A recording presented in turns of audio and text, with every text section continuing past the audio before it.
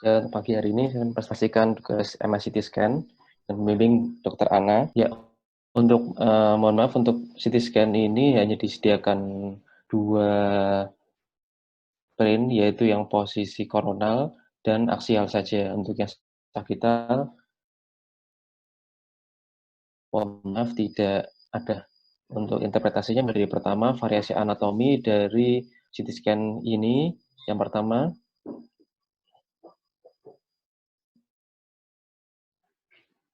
ya,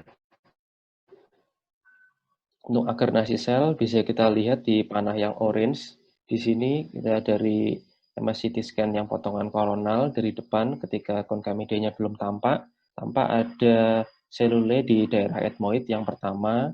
Ini merupakan sel agernasi.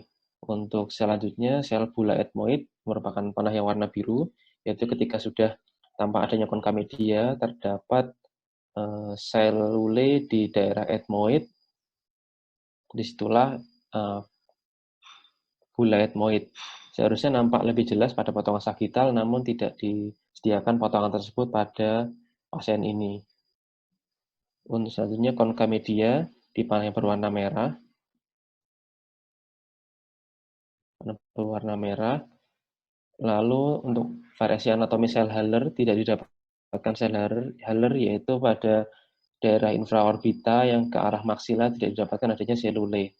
Untuk pasien ini didapatkan adanya destruksi pada dinding medial sinus maksilaris kanan yang ini dan bagian konka inferior yang sebelah kanan.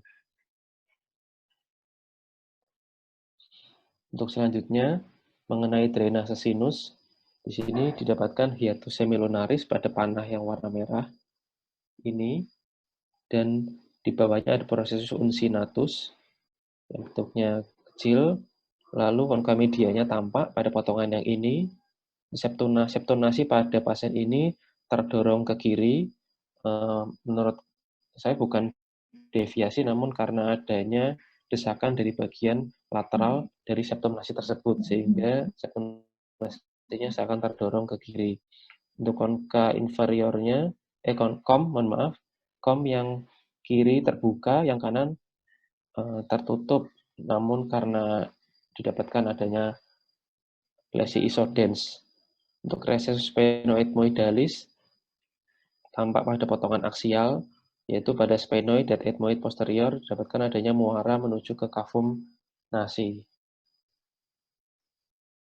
Untuk selanjutnya, untuk area kritis pada pasien ini, untuk lamina fibrosa, pasien ini sesuai dengan KEROS 3, yaitu sepanjang 3 mm. Yaitu dari fovea ethmoidalis turun ke lamina lateralis hingga sampai ke lamina fibrosa. Jaraknya lamina lateralis sampai ke lamina fibrosa 3 mm. Untuk lamina papiracea pada pasien ini, kita lihat pada bagian inferior dari orbita sebelah kanan didapatkan adanya dehiscence atau ada tulang yang tidak intak. Lalu onodisel pada pasien ini tidak tampak, kita lihat di bagian potongan koronal di daerah sphenoid tidak didapatkan adanya selule tambahan di dalam sphenoid tersebut. Untuk ethmoid anterior arteri tampak pada potongan koronal nomor 11, kita lihat di titik ini tampak adanya arteri ethmoid anterior dan didapatkan adanya selule di atasnya. Untuk sinus yang terlibat pada pasien ini, sinusnya maksilaris pada kanan didapatkan adanya lesi isodens. Untuk ethmoid anterior kanan tampak adanya lesi isodens juga, bisa kita lihat dari potongan yang aksial anterior maupun posterior dan sphenoid yang sebelah kanan didapatkan adanya kesuraman dengan adanya lesi isodens.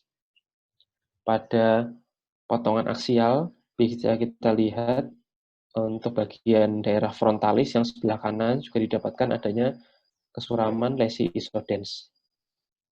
Maaf karena potongan sagitalnya tidak ada sehingga tidak bisa memproyeksikan bagian frontal dengan lebih baik.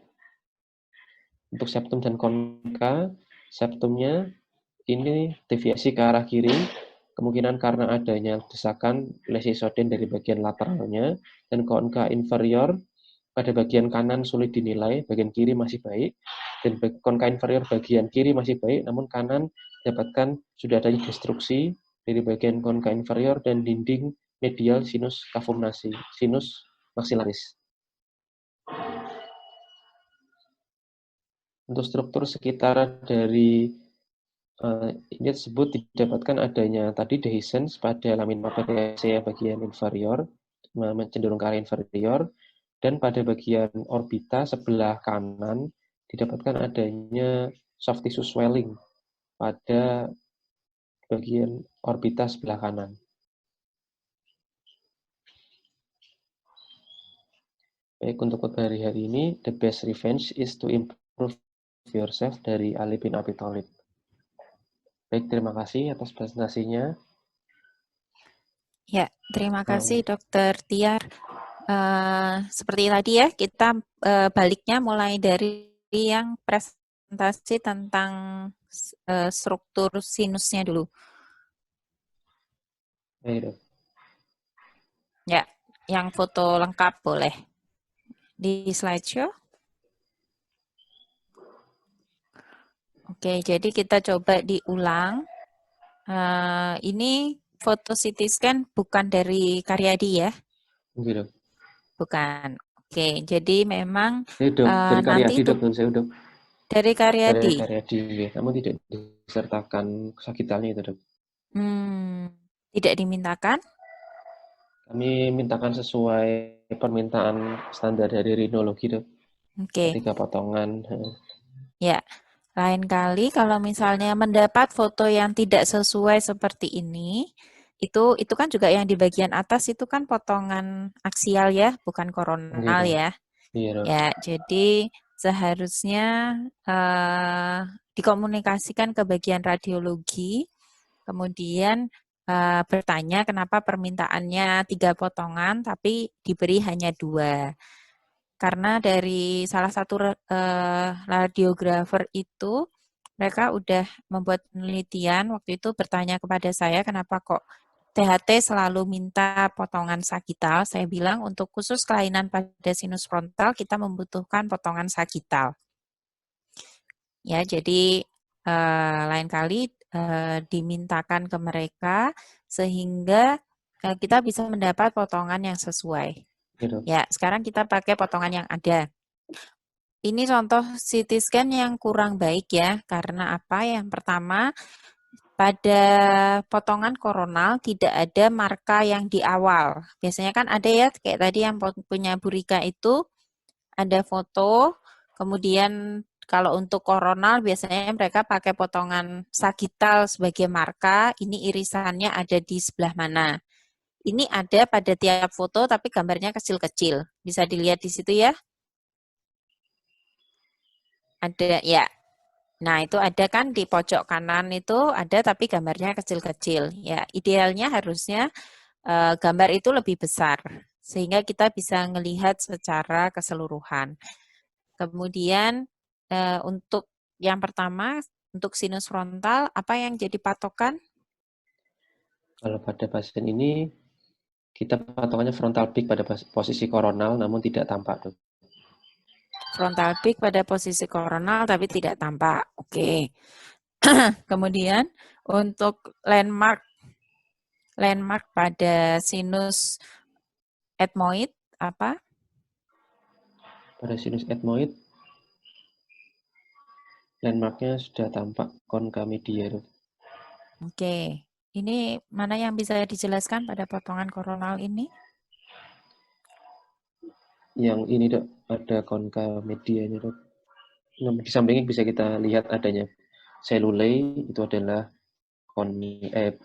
sinus etmoid, Dok, anterior. Oke. Konka media kanan atau kiri?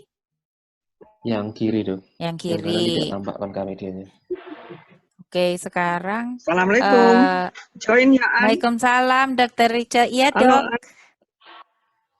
Baru bisa nih diajarin, dari kemarin nggak bisa. Iya, nggak apa-apa, Dokter. Banget ya. Biar bisa ikut bareng-bareng ya, Ayo, Dok. lanjut. Iya, Dok. Jadi yang kedua tadi pada potongan gambar nomor, jadi Pak Tiar biar memudahkan semua, menyebutkan gambar nomor berapa, kemudian potongan yang mana ditunjuk kanan atau kiri dulu disebutkan, terus ditunjuk pakai pointer. Gitu. Pada potongan koronal nomor 9 ini bisa kita lihat didapatkan adanya konka media yang sebelah kiri, dia perlekatan masih ke superior, dan di lateralnya terdapat selule-selule kecil, sehingga selule itu merupakan selule sinus etmoid anterior. Oke, sekarang yang sebelah kanan apa tidak terlihat? Yang sebelah kanan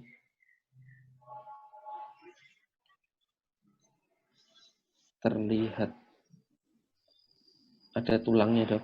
Ya, jadi sebetulnya sebelah kanan juga kita bisa melihat tulangnya. Iya, Dok.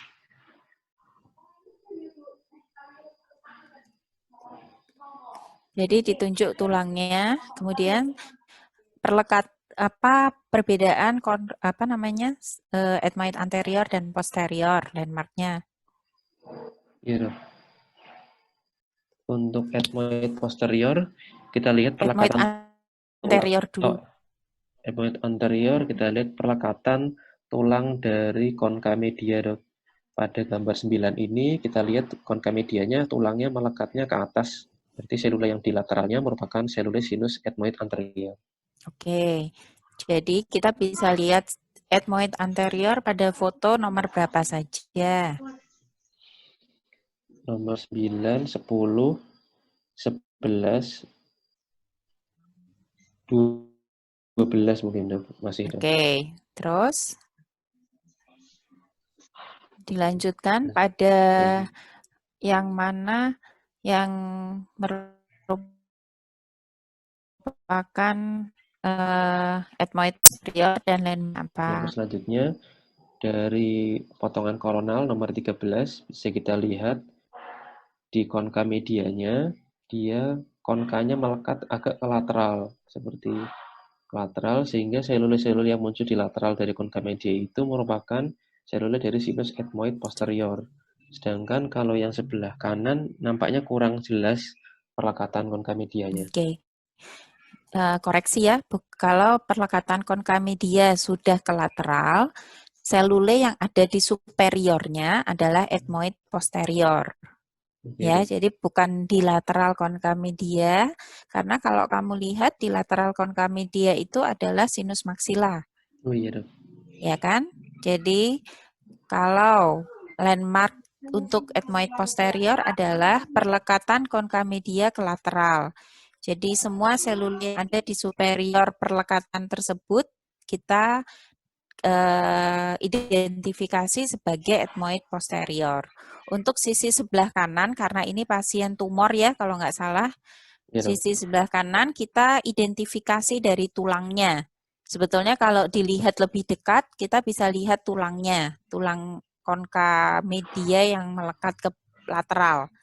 Terutama mungkin di foto nomor 14 ya, Iya, itu Dok. kelihatan gambar tulangnya putih, itu melekat ke lateral.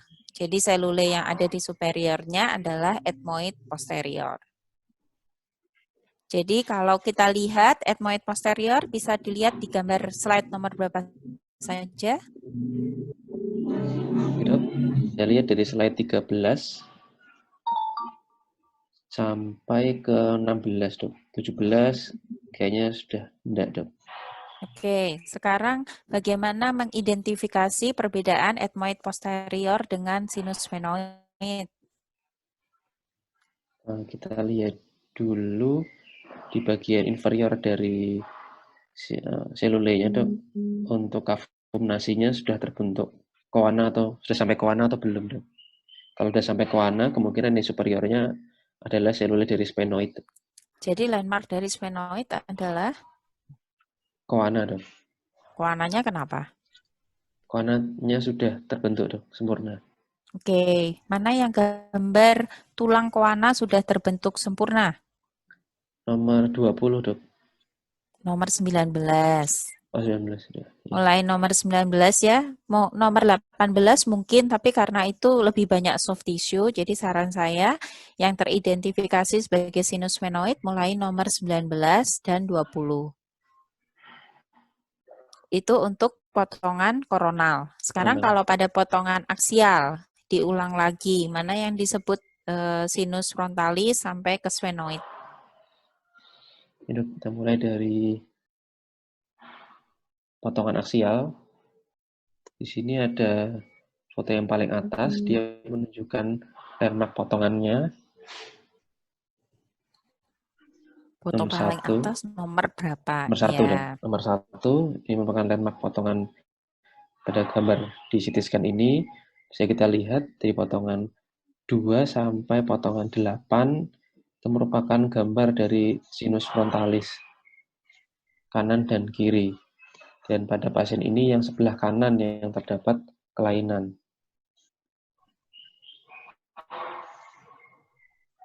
Terus Selanjutnya untuk maksilaris kelihatan jelas pada potongan 16 sampai 20.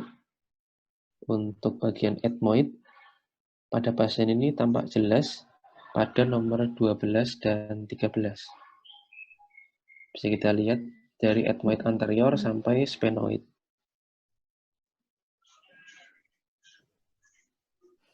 Pada pasien nomor potongan 12 ini bisa kita lihat ethmoid anterior sampai ke sphenoid yang sebelah kanan tampak penuh. Dan untuk membedakan ethmoid anterior dan posterior, kita gunakan landmark lamella basalis. Itu merupakan perlekatan Golgi media yang ke lateral.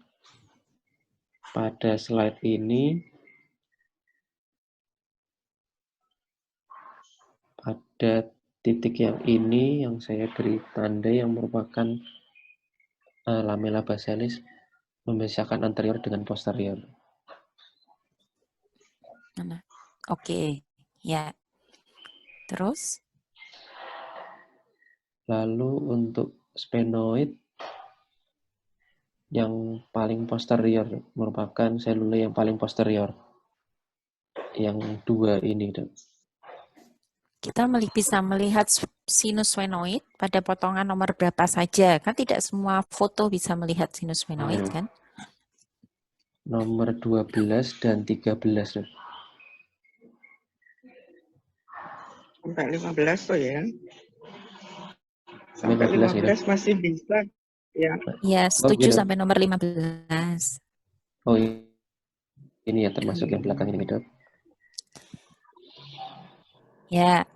Nah, jadi untuk semua, kalau identifikasi harus menyebutkan ya, ini nomor berapa, kamu identifikasi sinus yang mana.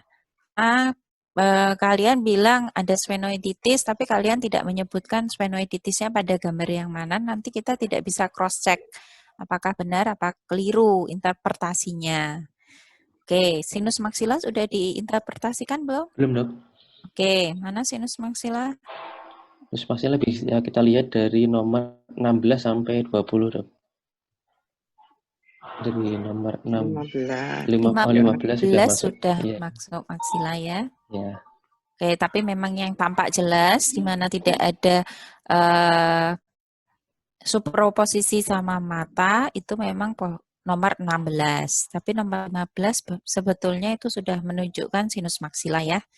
Tapi di sisi anterior dari sinus maksilanya masih tampak sebagian seperti bagian dari mata, sisi lateral.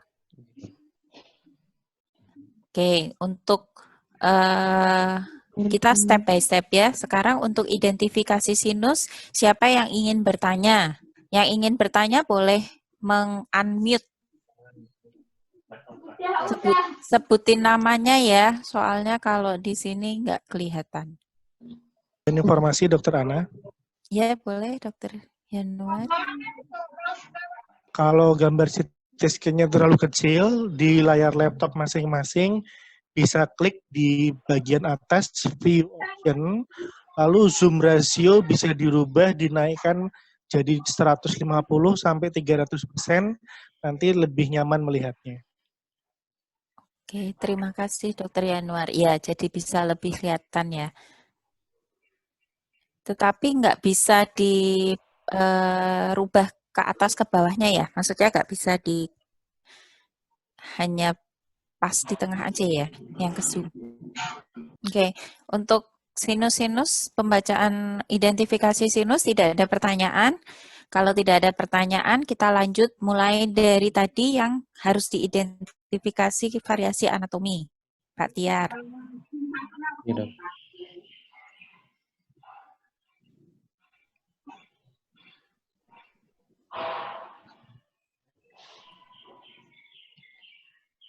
Gitu. Selanjutnya untuk variasi anatomi.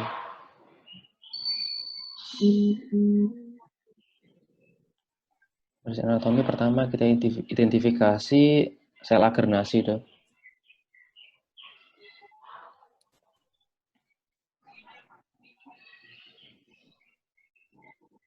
Sel Apa agernasi landmarknya pada sel agernasi? Sel agernasi yaitu sel etmoid yang paling anterior saat belum terlihat konka media atau baru terlihat konka media terdapat selule yang pertama di daerah etmoid, Dok. Merupakan sel agernasi. Ya, jadi kalau lebih mudah adalah pada saat kalian belum menemukan konka media, jadi pada potongan di mana kita belum melihat konka media, kita baru melihat septum dan konka inferior. Kalau ada selule yang letaknya di daerah etmoid atau di inferior dari frontal beak, itu biasanya kita bisa menemukan sebagai sel agernasi. Di sini yang tampak adalah sel agernasi sebelah kiri. Karena sebelah kanannya penuh dengan jaringan soft tissue, jadi sulit untuk diidentifikasi. Nah, kemudian pada potongan gambar nomor 10, itu yang bisa kita lihat apa Pak Tiar? Potongan nomor 10, bisa kita lihat di sini merupakan bula etmoid pada panah yang nomor biru. Berarti sel yang ada di atasnya apa namanya? Sel suprabula. Ya, kemungkinan itu adalah suprabula cell. Seharusnya kita bisa mengidentifikasi lebih baik secara 3 dimensi kalau ada potongan sagitalnya. Nah, sekarang pada potongan gambar nomor 8, boleh nggak sekarang ditampilin yang potongan keseluruhan lagi? Potongan koronal yang keseluruhan. Ya, oke. Sekarang pada potongan koronal, tadi diulang lagi, sel agernasi ada pada gambar nomor 5. Gitu. Kemudian bula kita bisa lihat pada gambar nomor berapa? Tadi kalau di sini bisa kita lihat mulai dari gambar nomor 9, Dok. Dan lebih Nomor jelas di nomor 9, 10. oke. Oke, ya mulai nomor 9 kelihatan ya untuk bulanya. Kenapa pada gambar nomor 8 kita belum melihat bula? Karena itu baru mulai ada muncul konka medianya, Dok. Satu lagi, prosesus uncinatus sudah kelihatan belum? Belum, Dok. Belum jelas, Dok. Masa belum jelas? Yaitu tonjolan yang ke atas itu apa? Dari konka inferior. Ya, ini uncinatus, Dok. Mohon maaf, Dok. Ya, sudah mulai ya, proses uncinatus sudah mulai terlihat, tapi osteosinus maxilla belum terlihat ya. Iya, Dok. Berarti itu adalah bagian paling anterior dari prosesus uncinatus. Bagian paling anteriornya melekat kemana?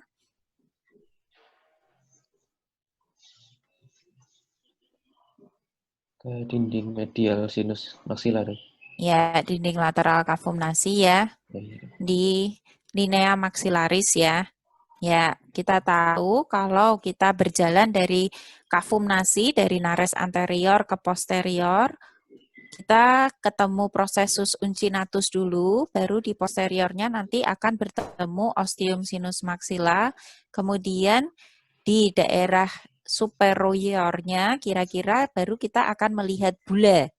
Itulah kenapa kalau pada potongan nomor 7, nomor 8 kita belum melihat gambaran bula secara jelas. Tapi nomor 9 kita sudah bisa melihat bula. Karena di situ sudah mulai kelihatan ostium sinus maxilla. Benar ya, Pak? Jadi misalnya kita bisa pakai gambar nomor 9 atau gambar nomor 10 ini untuk menilai apakah meatus mediusnya terbuka atau tertutup, kompleks osteomeatalnya apakah obstruksi atau tidak obstruksi. Itu kita bisa nilai pakai gambar nomor 9 atau 10 karena strukturnya di situ semua tampak jelas. Jadi bisa dilihat apa aja kompleks osteomeatal di nomor 9 dan 10 ini, Pak Tiar. Di sini bisa kita lihat ostium sinus maxillaris, Dok. Terus prosesus uncinatus. Sambil ditunjuk pakai Lalu pointer. ini ostium sinus maxilla. Ini adalah tonjolan prosesus uncinatus dan hiatus semilunaris. Lalu kita lihat ada bula ethmoid dan ke atas recessus frontalis. Setelah bula ethmoid ada apa itu?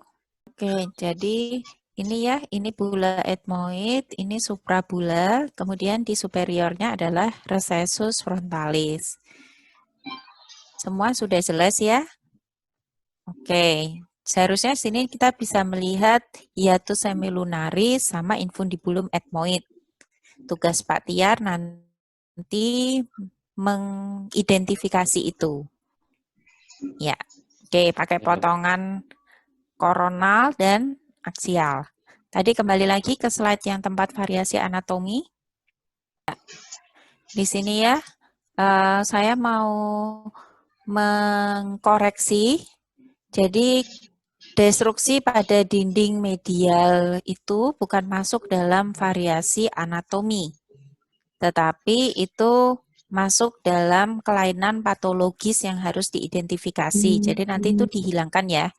Yang disebut variasi anatomi adalah gambaran anatomi yang bisa ditemukan pada orang normal, bisa menjadi suatu kondisi patologis atau bukan patologis.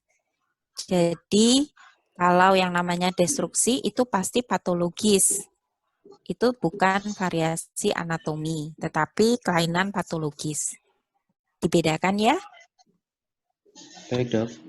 Oke, nanti dibetulkan. Terus lanjut slide berikutnya. Mungkin untuk variasi anatomi ada masukan dari Dr. Rica, Dok? Enggak, saya kira sudah cukup tuh Anda, bagus, sudah terlihat bisa mengidentifikasi dengan bagus ya. Cuma kami dia aja mungkin perlu juga kita lebih deskripsi lebih jelas lagi ya. Mungkin ada tadi kelihatan juga nih konkamedia bentuknya seperti ini. Apakah dia melekat pada lamina lateralis atau pelekatan pada prosesus uncinatus itu mungkin bisa lebih kelihatan. Cuman lebih bisa diterangkan. Baik, Dok. Terima kasih masukannya, Ya, Dok. Ya, Dok. Jadi ada dua yang harus diidentifikasi lebih lanjut sebetulnya. Yang pertama adalah perlekatan prosesus uncinatus. Kalau kalian melihat pada potongan koronal, gambar prosesus uncinatus dari anterior sampai posterior pasti akan berbeda. Nah, nanti tugas ke depan untuk yang level hijau, pin hijau, siapa aja pin hijau ya, tolong diingat-ingat untuk lebih bisa membaca CT scan dengan baik. Kalian coba perlekatan dari prosesus uncinatus itu bisa diidentifikasi kalau di anterior dia gambarnya seperti apa, di media dia gambarnya seperti apa, dan kalau pars horizontal itu gambarnya akan berubah juga. Jelas ya? Kemudian yang Ya, kedua jadi betul. adalah gambar konkamedia. Jadi pada konkamedia tadi seperti yang disampaikan Dr. Rice, perlekatan konkamedia kemana itu juga harus diidentifikasi. Tadi pada presentasi pertama dari Bu Rika cukup baik ya, sudah bagus, sudah menunjukkan gambar secara skematik perlekatan konkamedia itu bisa kemana saja. Jadi nanti kita bisa tahu, oh pasien ini recessus frontalisnya tertutup atau tidak. Kalau perlekatan konkamedianya ke lateral, kadang-kadang akan menutup recessus frontalis. Begitu ya dok, mungkin tambahannya ya dok. Iya, betul. Ya, jadi konkamedia sama processus uncinatus ya, ternyata penting tuh nanti pada saat kita melakukan tindakan operasi kan. Ya. Iya dok. Oke. Selanjutnya. Lanjut, silahkan. Iya dok, slide berikutnya.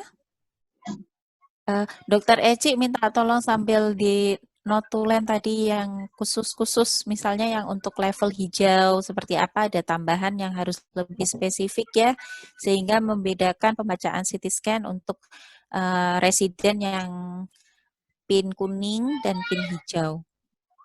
Semakin naik levelnya, tentu pembacaannya semakin komplit. Ya, dok. Oke, sekarang lanjut Pak Tiar, boleh dilanjutkan?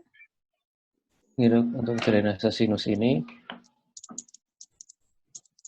bisa kita identifikasi yaitu semulunaris, yaitu celah pada di atas proses uncinatus yaitu semilunaris, dan teridentifikasi juga konkamedia pada gambar nomor 10 ini, dan diidentifikasi juga septum nasi yang terdorong ke arah kiri. Oke, saya koreksi dulu ya. Jadi untuk drainase sinus itu pada PowerPoint saya kan sudah dibedakan menjadi apa saja.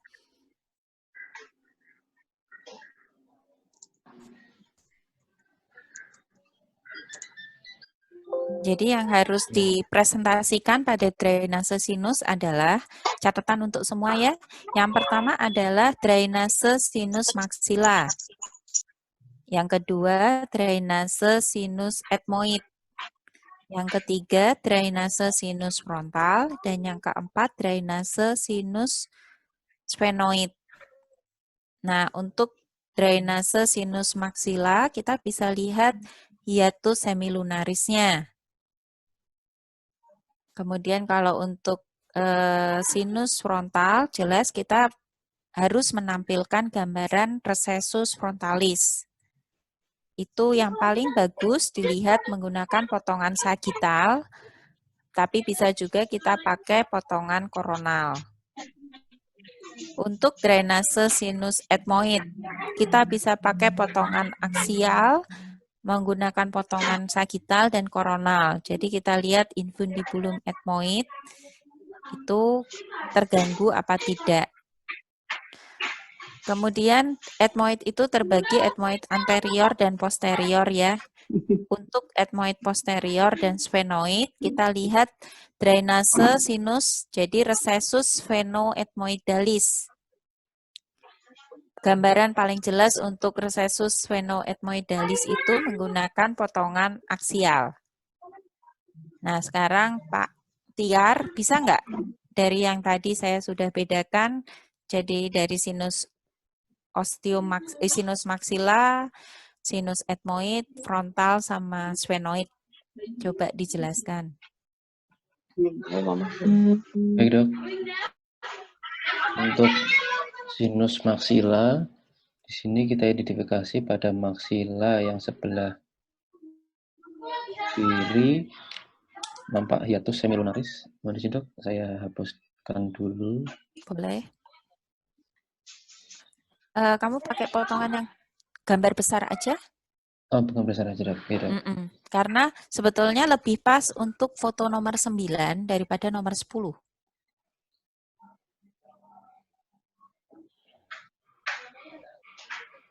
Pakai gambar besar, kemudian di zoom antara nomor 9 dan nomor 10.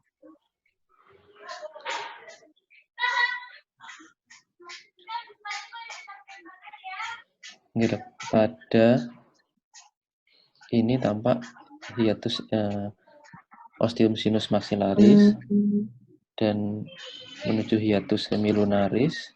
Tampak juga processus uncinatus pada nomor 9 yang sebelah sini dan nomor 10 yang sebelah sini. Lalu ini tampak recessus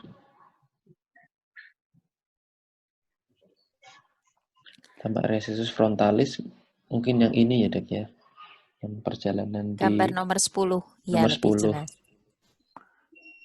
Tapi nomor 10 sebetulnya kita kurang ke arah superior ya.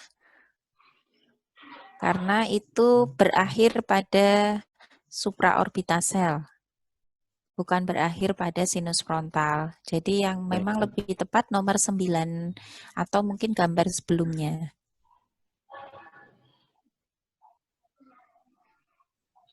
Ya, boleh lanjut dulu. Oh, iya. Untuk sphenoid. Untuk sphenoid, kita lihat gambar nomor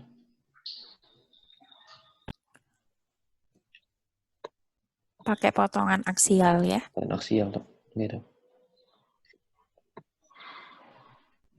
Nomor 30. Dan untuk sphenoid, muaranya melalui recessus sphenoidmoidalis. Bisa kita lihat mungkin cukup jelas pada nomor 13 ini, yaitu dari ethmoid dan sphenoid, dia ada muara menuju ke kavum nasi di daerah sini. Mana gambarnya belum berubah loh, Tiar. Nah, ini baru Gambarnya kelihatan, belum Dok. berubah. Oh iya, Dok. Ini, Dok. Di daerah sini.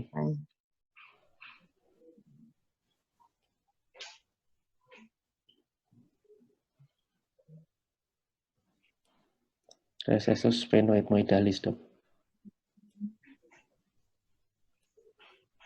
Ya. Untuk lainnya nampaknya enggak. Saya cari enggak kelihatan, Dok. Yang apanya?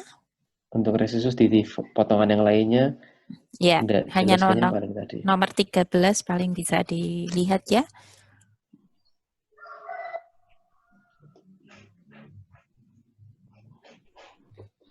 Ada nggak yang gambar konkamedianya kelihatan? Kayaknya nggak ada, Pak.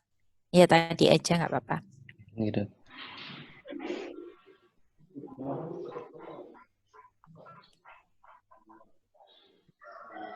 Oke, ada masukan, Dok? Ya, ini baru yang dari tadi koronal terus gambarnya. Ya, ini bagus, sudah bisa kelihatan. Sekarang 12, 13 ya ini. 13.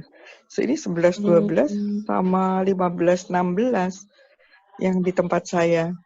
Mungkin karena saya pakai handphone barangkali ya. Itu saya zoom ke nomor 13 aja, Dok. Ya, di sini aja zoom-nya, jadi lebih mudah melihat semuanya.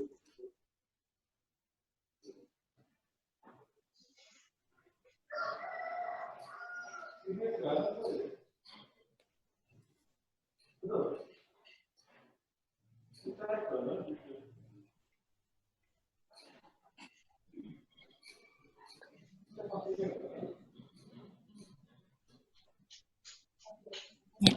Dokter Reci, ada masukan untuk ini drainase sinus? Belum, Dok, nanti yang di close aja.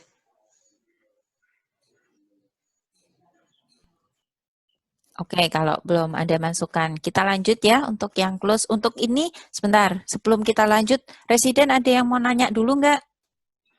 Kita jarang-jarang loh bisa kumpul dengan banyak residen. Ini berapa orang nih partisipannya? 43 ya, jadi hampir semua residen ikut.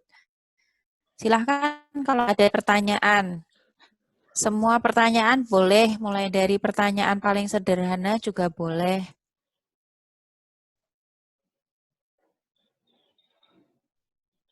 Ada yang ingin bertanya, ada yang belum jelas, boleh ditanya, mumpung ada kesempatannya.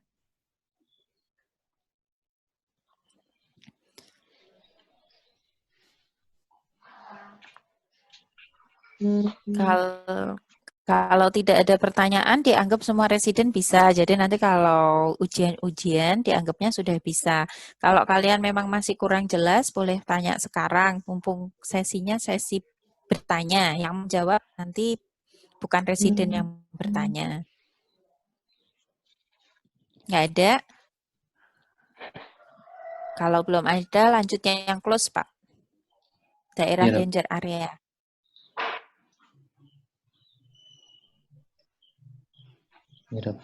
Untuk close yang C yang pertama, Creepy from plate atau lamina cribrosa. Dari lamina cribrosa ini kita menilai kerosnya, yang mana keros itu merupakan dari fovea ethmoidalis sampai ke lamina lateralis, turun ke bawah sampai ke sini saya zoom aja. Dari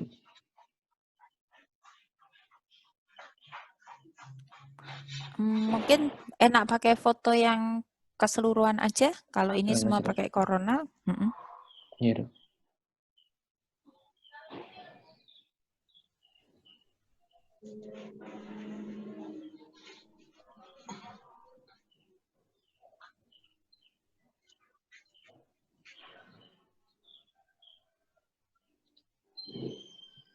Untuk C yang pertama, lamina cribrosa, cribriform plate, bisa kita nilai yaitu kerosnya, yaitu dari fovea ethmoidalis turun ke lamina lateralis sampai ke lamina cribrosa, kita nilai kedalamannya tersebut berapa satuannya milimeter.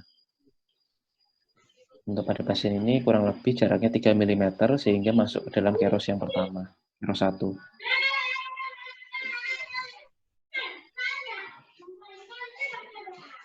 Terus, kalau untuk cribriform plate, apakah hanya keros yang dinilai? Kemarin kan sudah saya revisi ya. Selain keros, apalagi yang harus kita nilai?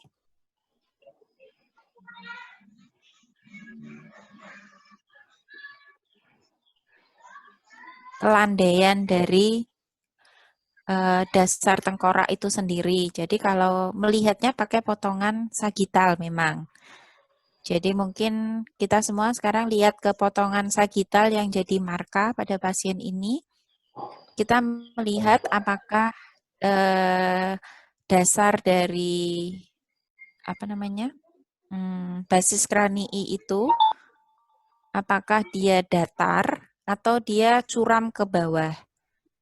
Semakin dia curam, itu semakin datar seperti ini sebetulnya semakin aman karena alat kita kalau forceps kita agak ke superior itu kita tidak langsung menembus basis kranii. Tapi kalau dia curam, semakin curam itu semakin berbahaya. Jadi untuk cribriform area, cribriform plate yang dinilai 2 ya, keros dan kalau di bahasa Inggris, slope dari basis kranii itu sendiri.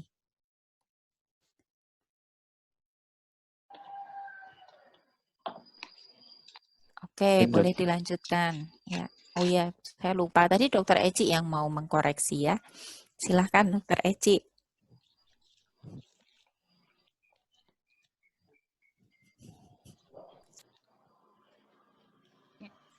Baik, terima kasih Dokter Ana.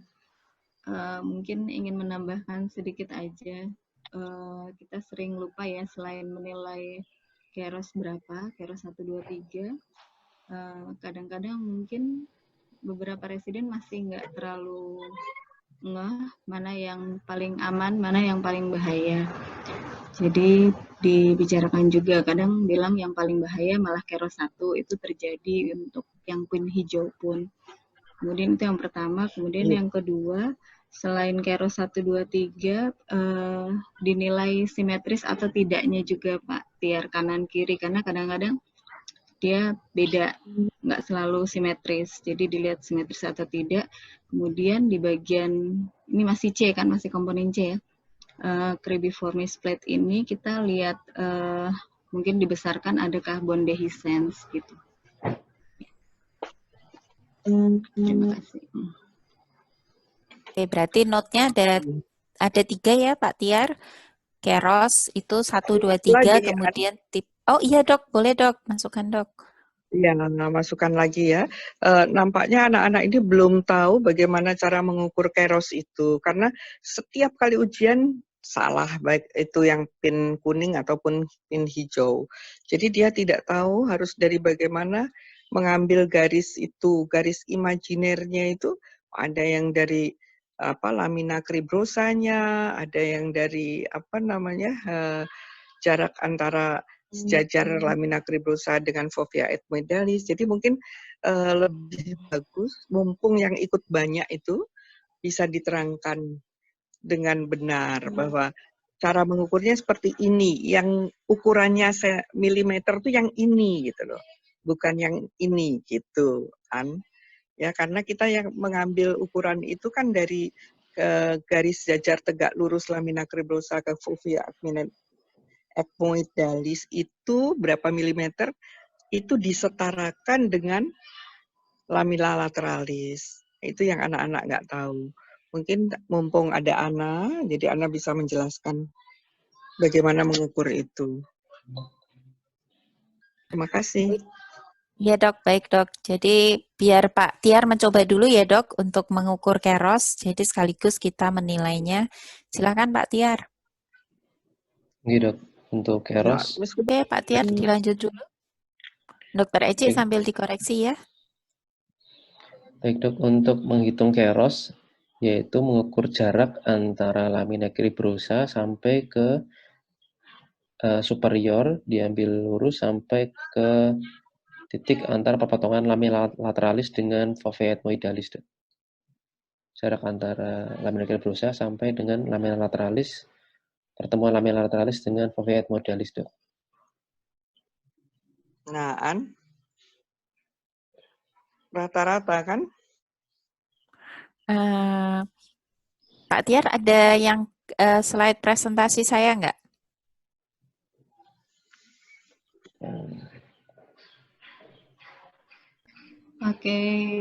Pakai gambar skematik dulu Pak, mungkin. Ya, pakai gambar skematik yang ada di slide presentasi PowerPoint saya. Iya. Bukan hanya Tiar soalnya, kakak-kakaknya juga salah. Jadi mereka belum tahu betul. Nah, ini mumpung ada Ana, ada Dokter Yanuar, ada Eci, ada saya, mungkin bisa memberikan masukan. Tadi Bu Rika masih punya gambarnya tadi? Bu Rika? Iya dok, iya dokter. Kamu ada skema untuk ngitung keros di PPT-mu tadi? Iya dokter, sebentar dokter. Ini gambaran skematik ya. Ini gambaran skematik untuk kita belajar mengukur keros. Untuk awal baiknya memang belajar dari gambar ini dulu sebelum kita ke CT scan dan kita mengenali organnya satu-satu. Mana kristagali ditunjuk Bu, minta tolong. Yang di keros 1 dulu. Ya, di keros 1 mana kristagali, mana atap ethmoid atau kita bilangnya fovea ethmoid.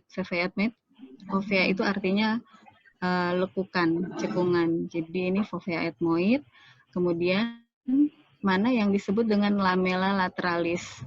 Kalau kita lihat di keros 1 lamella lateralisnya hampir nggak kelihatan. Yang kita lihat yang bisa kelihatan di keros 2 dan keros 3. Nah, di sini lamella lateralis ini yang dibilang yang paling tipis, yang kalau tersentuh dia cuma 0,1 atau 0,2 mm tebalnya. Jadi kalau sentuh gampang retak sekali. Nah, untuk mengukur keros, kita cari bagian tertinggi dari fovea ethmoid, kemudian ditarik garis lurus sampai ke arah kristagali, baru diukur sampai ke cribiformis plate. cribriformis plate-nya yang mana Bu? Tunjukin. Ya, bukan. Nah, iya, gitu ya. Jangan tanda panahnya yang gitu. Cribriformis plate-nya itu, terus batas tertinggi fovea ethmoid-nya, ya, terus baru tarik garis hayal sejajar sama kristagali.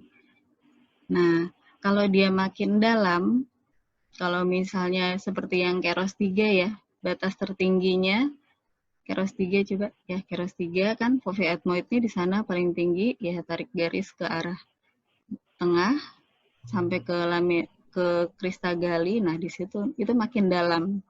Jadi dia makin dalam, lamina lateralisnya makin panjang, jadi makin gampang cedera. Artinya keros 3 ya lebih bahaya daripada keros 1. Keros 1 lamina lateralisnya bahkan kadang ada yang bilang nggak ada. Ya, mohon koreksinya Dr. Rici atau Dr. Ana untuk skematik dulu. Tadi gimana cara kita menghitung tingginya keros? Mungkin diulang lagi. Yang jadi patokan kan pertama kita tadi sesuai Dr. Eci ya. Yang pertama kita harus tahu foto mana sih yang menunjukkan kristagali, kemudian lamina cribrosa sama atap ethmoid atau fovea ethmoidalis tadi dengan jelas. Jadi dari sekian banyak foto potongan koronal dicari gambar yang menunjukkan 3 hal itu dengan jelas. Nah, kalau sudah ada 3 hal itu, baru kita mulai menghitung. Cara menghitungnya, maaf tadi saya sedikit nggak ngikutin. Tadi Dr. Eci sudah menjelaskan ya cara menghitungnya. Iya Dok, tapi memang karena nggak nunjuk sendiri jadi kurang mantep ya. Atau mau diganti pakai screen Iya, dari Dr. Eci?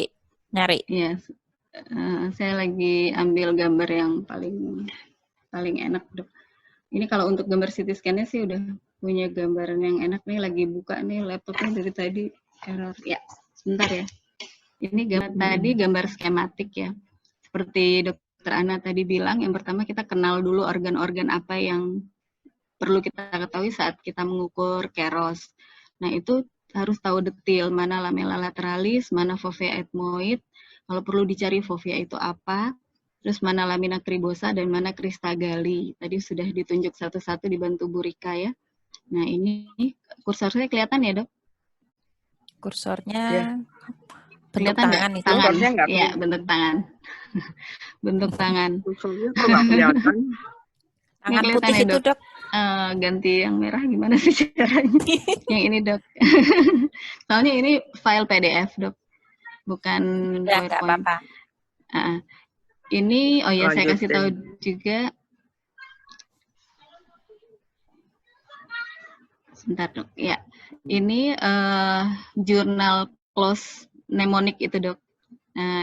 Jadi teman-teman belajar dari situ itu bagus sekali karena dicarikan gambar-gambar CT scan yang jelas sekali. Ya, ini saya ulangi aja ya di CT scan-nya, ini kristagali, ini fovea ethmoid atau atap ethmoid, kemudian bagian yang tipis yang kita bilang lamella lateralis. Ini ada dibikin batasnya ya, lamella lateralis. Ini tempat yang lamella lateralis itu tempat yang mudah tertembus karena dia tipis, tapi dia bukan kedalaman kerosnya.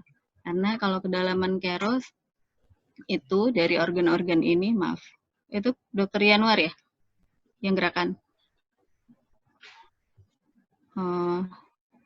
Ya, ini fovea ethmoid, lekukannya kita cari batas yang paling tingginya, ditarik garis ke arah kristagali, baru kita ukur.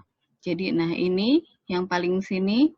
Jadi yang lain ya, terutama yang tadi presentasi Bu Rika sama Pak Tiar, nanti dilihat lagi gambar yang kalian pilih sudah sesuai belum dengan gambar ini.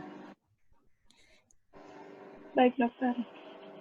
Jadi dicari gambar yang bisa menunjukkan kristagali, lamina cribrosa, sama fovea ethmoidalis. Dari sekian gambar, biasanya ada 2 atau 3 tiga yang bisa kita pakai untuk menghitung keros. Ya, nanti sambil diperiksa sendiri punyanya masing-masing ya. Nanti dilakukan revisi sesuai Baik, masukan. dokter. Ya, An mungkin ada masukan sedikit ya, An. Ya, dokter. Itu tadi kalau cara dia menghitung seperti DEC tadi ya, itu ada juga mungkin masukan yang bisa dilakukan. Jadi kita tidak mencari fovea ethmoidalis karena agak sulit untuk menentukan fovea ethmoidalis. Dulu itu ada punyanya Kennedy, kalau nggak salah nanti saya cari lagi ya gambarnya. Itu lebih mudah dengan membuat suatu garis, memperpanjang garis imajiner dari lamina cribrosa, ya. Kemudian, nah itu dari situ baru kita buat garis sejajar ke arah fovea ethmoidalis sejajar Christagalli, gitu. Iya, Dok. Nah, itu Terima yang kasih, Dok, ditentukan. masukannya, Dok. Ya, jadi kita bisa dua sebetulnya. Pada prinsipnya Christagalli itu sebagai titik tengah ya, itu sebagai garis vertikal. Jadi Christagalli nanti dibuat, Dokter Eci nanti minta tolong ya, bikin garis vertikal yang pas di Christagallinya. Kemudian nanti akan dibuat oleh Dokter Eci dua garis kayal horizontal. Yang satu garis kayal horizontal mengikuti lamina cribrosa. Tadi mungkin memang kalau dijelaskan nggak pakai garis agak susah dan tanpa pointer memang susah sih. Jadi nanti Ini ada gambar yang lebih enak, Dok. Saya ganti. Nggak apa-apa, ini dulu. Saya ganti jadi yang ya. Jadi nanti yang dari skema aja, yang skema aja, yang Ci, skema ada. nggih, Dok. Yang skema, Ya, ya, skema yang dulu skema ya, itu Dok. lebih mudah untuk dicerna. Yang ini lebih saya mudah ada gambar dicerna yang mungkin.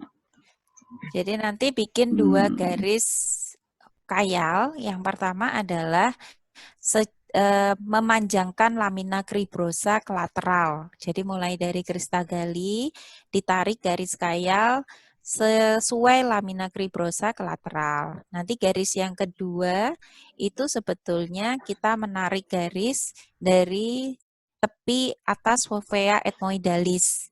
Nah, itu kalau tadi kita sudah ke lateral, bisa vertikalnya langsung dari garis yang kita tarik ke lateral, kita tarik ke superior. Jadi bikin vertikal.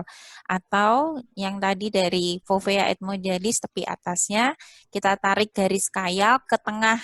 Jadi nanti ketemu pada garis yang sesuai dengan Christagalli tadi. Gitu ya, Dok. Jadi sebetulnya tinggal ditarik ke lateral atau ke medial. Pada prinsipnya kita tetap butuh 3 garis ya, Dok. Iya, itu yang penting. Supaya bisa dimengerti, mereka betul-betul mengerti gitu. Jadi, ya, begini ya, caranya mengukurnya gitu.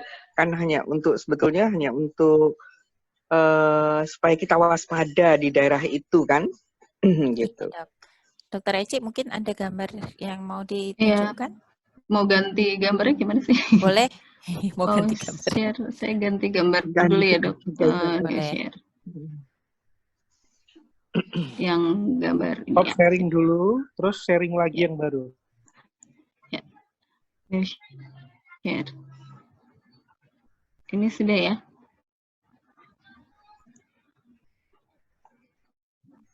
Oke. Ya, ini yang saya maksud, Dok. Ini kenapa saya berpatokan pada fovea ethmoid, Dok? Mungkin ini batas atas fovea ethmoid. Jadi kalau caranya dia tarik garis dari sini, Dok, dari atas fovea ethmoid ke arah Christagalli, baru sejajar, baru diukur. Ini keros 1, keros 2, keros 3. Makanya kalau berdasarkan ini dari buku Levin, ya, Howard Levin, mengukurnya, jadi kita bukan mengukur, saya berkesimpulan kita bukan mengukur lamella lateralisnya, tapi kita cari batas tertinggi dari fovea ethmoid dulu, tarik garis ke arah Christagalli, baru kita ukur kedalamannya. Itu sih yang saya selama ini tangkap, Dok, untuk beberapa gambar yang skematik. Ya, benar. Jadi Kan makanya tadi saya bilang, sebetulnya kita bisa menarik garis dari tepi atas atau titik tertinggi fovea ethmoidalis, dibikin garis kayal ke arah tengah ke Christagalli. Kemudian nanti diukur, kan tetap lamina cribiformis itu dibuat garis lurus dulu. Boleh Dokter Eci bantu? Lamina Ya, ini cribiformis dibikin, Oh, ya dibikin garis lurus mendatar sampai di bawah fovea tepi atas fovea ethmoidalis tadi. Pakai garis ya. sini ya dok. Ya. Nah, ya. Dari tengah, Christagalli ke lateral ya.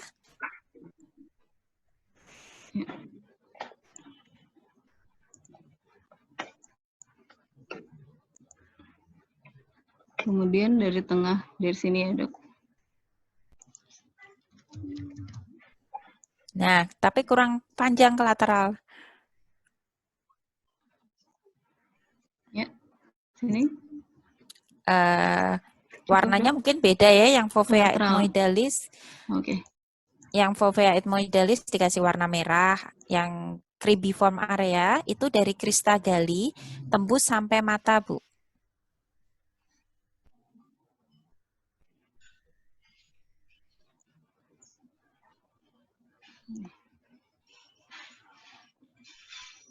Sampai sini dok.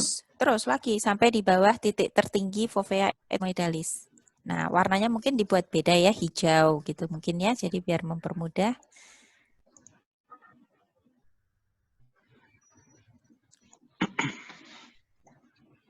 Ini? Ya, warnanya biar nggak merah boleh Bu, yang cribiform. Nah, oke. Ya, jadi nanti kita sebenarnya beberapa literatur itu, kalau yang saya melihat dan dari beberapa instruktur, jadi kita bisa melihat itu dua cara. Kita tadi bisa melihat sesuai Dokter Eci, jadi kita tarik garis kayal dari titik tertinggi fovea ethmoidalis, ditarik ke medial sampai ke Christagalli. Oh iya, ini Christagalli belum ditarik, dibikin, ya dianggap Christagalli ini garis lurus ya. Ya, jadi kalau yang cara pertama, dari titik tertinggi fovea ethmoidalis, ditarik garis kayal ke arah medial sampai Christagalli, kemudian diukur ketinggiannya atau kedalamannya. Kalau cara yang kedua, yang sesuai Dr. Rice, dari Christagalli setinggi lamina cribiformis, ditarik garis ke lateral. Sesuai garis hijau ini ya. Kemudian nanti diukur, ya itu boleh garis birunya yang satu yang di tengah. Ya, situ ya, dipasin sama garis merah, Dr. Eci. Ini? Digeser dikit. Nah, Ya, tapi jangan kelebihan. Itu kan kelebihan. Maksudnya garis pas, jadi bawahnya itu ketemu titik hijau, yang garis biru, yang sisi bawah titiknya harus pas dengan titik hijau. Nah, jadi bikin, nah gitu ya. Ya, ini kalau kita ikut Dr. Eci, sesuai Dr. Eci itu literatur yang Levin ini, buat Levin. Jadi dari lateral ditarik garis ke medial, kemudian Christagalli dibikin garis tegak lurus. Nanti kalian akan menemukan kedalaman dari keros itu. Jadi dihitung, yang diukur bukan panjang garis warna merah, tetapi kedalaman garis warna biru. Jadi garis merah, garis biru yang setinggi garis merah dan garis hijau. Kalau dari literatur yang Dr. Rice sampaikan tadi, dibalik. Jadi kita bikin garis hijau ke lateral, kemudian kita bikin garis sejajar, garis biru, kayak tadi Dr. Eci. Ya, jadi kemudian ditarik garis kuning atau garis biru, boleh ini Dr. Eci, garis biru yang mulai dari ya, yang keros 2 ya, yang ini. Oke, ya Itu hijaunya nggak salah satu sisi aja.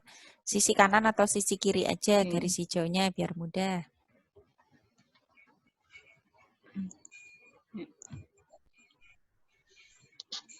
Ya, gitu ya. Sekarang menarik garis vertikal dari garis hijau yang ini kristagalinya, garis vertikal di kristagali digeser ke lateral. Ngikutin, nah terus ke lateral terus. Terus lagi, belum ke lateral kiri sampai tepi batas paling superior fovea ethmoidalis. Kurang ke lateral dikit mungkin ya. Itu kan masih kelihatan gambar tulangnya, ke lateral lagi sampai tepi ujung pol dari, nah situ.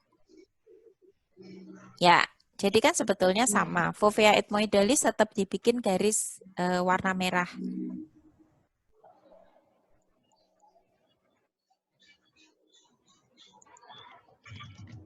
Kita bikin garis kayal untuk fovea ethmoidalis. Nah, ya.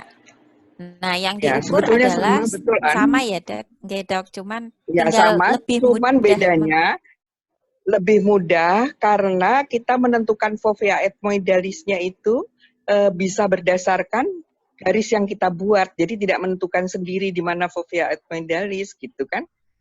Karena agak sulit untuk menentukan fovea ethmoidalis, oh ini gitu kan sulit. Kalau ini kan mungkin bisa lebih mudah, tapi bisa dua-duanya nanti diukur kayaknya hasilnya hampir sama. Iya, Dokter. Jadi memang ada, seperti kita tahu kan biasanya ada lebih dari satu referensi. Kalau menurut saya nanti diaplikasikan sesuai dengan gambar CT scan yang ada. Karena kadang-kadang gambar CT scan itu kalau berbeda, kita mungkin harus menggunakan pendekatan yang berbeda. Jadi semua residen bisa melihat ya.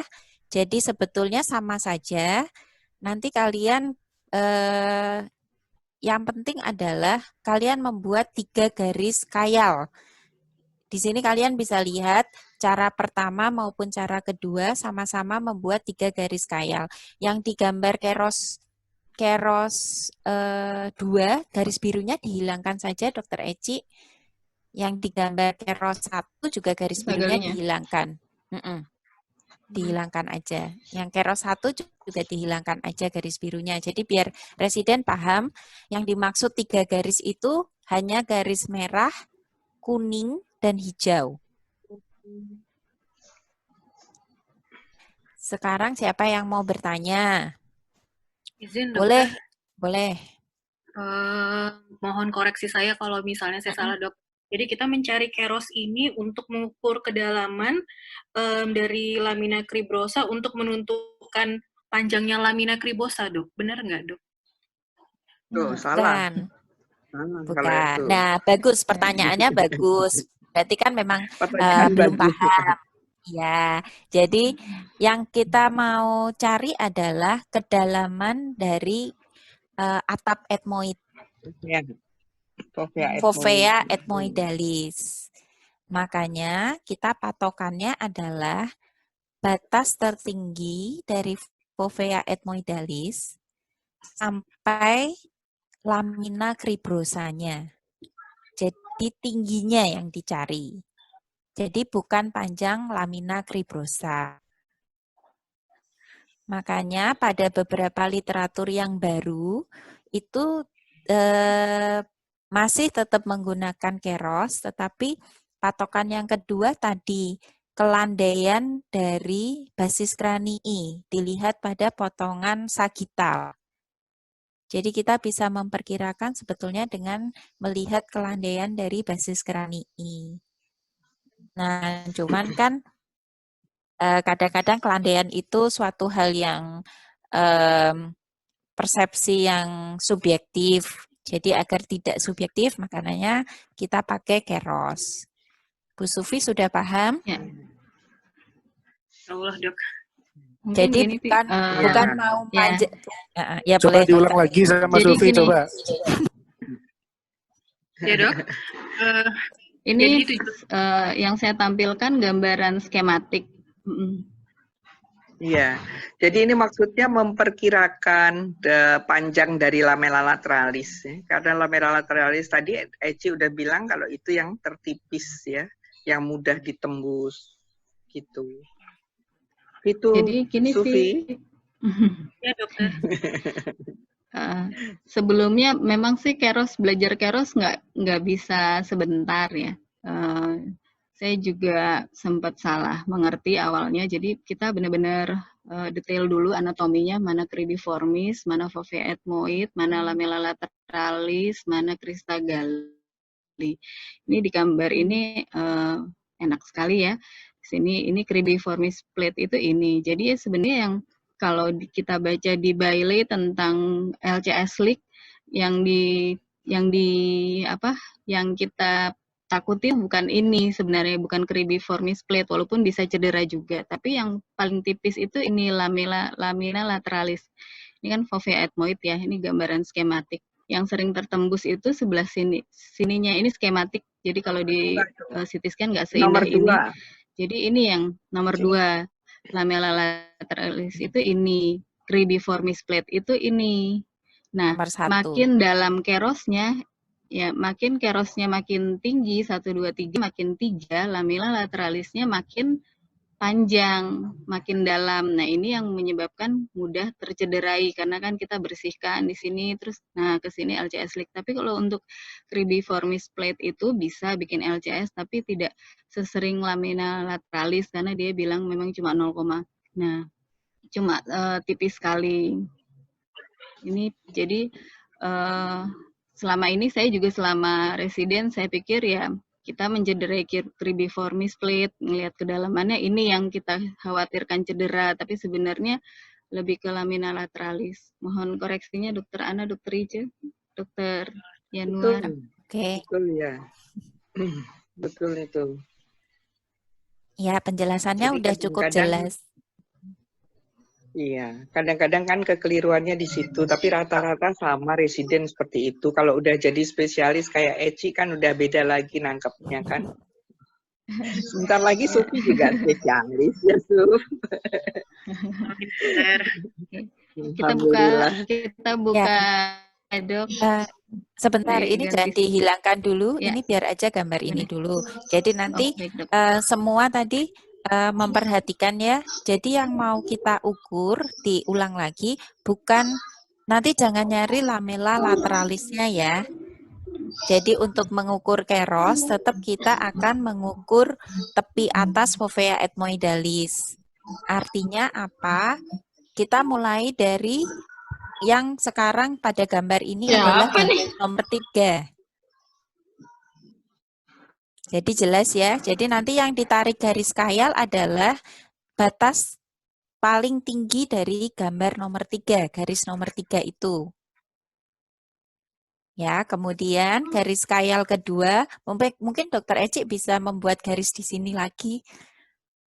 Garis khayal pertama adalah sejajar dari tepi atas fovea ethmoidalis, jadi sejajar garis nomor 3. Garis khayal kedua, garis horizontal, sejajar lamina cribiformis, artinya sejajar garis nomor 1.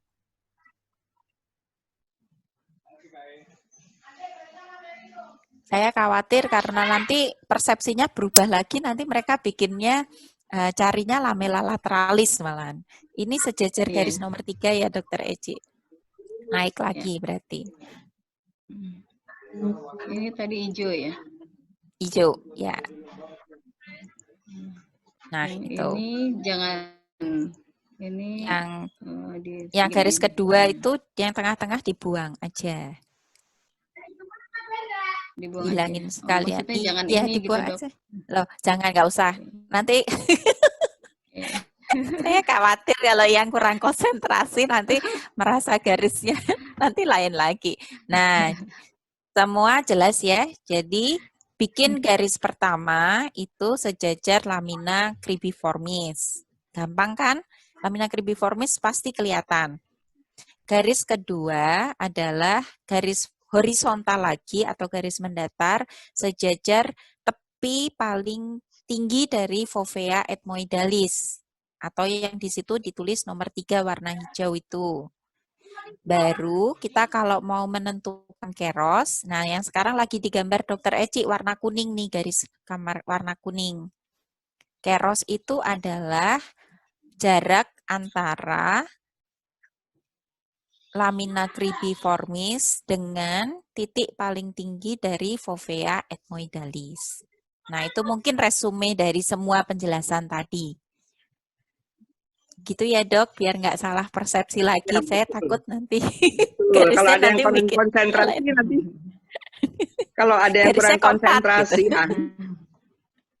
nanti kelihatan pada waktu ujian kan. Ujian nanti nggak bisa lagi di PR-in lagi gitu aja. Udah, kalau ini Sufi lebih jelas nggak, Bu Sufi? Bu Sufi kan mewakili pertanyaan dari teman-teman yang lain. Makanya tadi saya bilang pertanyaannya bagus karena itu mewakili residen yang lainnya. Mungkin suka kebalik-balik antara lamina cribiform sama lateralis dokter kitanya. Oke, kalau ini sudah jelas ya. Itu ya rata-rata seperti itu kok, Sufi. Nggak usah kecil hati. Nanti dibuatin soalnya lagi Dokter Desi di Kulon khusus tentang ini. Siap, Dok. Soalnya di Kulon udah Sabar ada ya. semua dokter Yanuar, tapi ujian tetap aja lupa. Anatominya lupa ya, Dok. Ya. Udah. Kita ke- Jadi yang untuk ini jelas ke- ya. Ada pertanyaan lain lagi dulu nggak? Soalnya kan ini kan termasuk yang krusial, harus bisa membaca.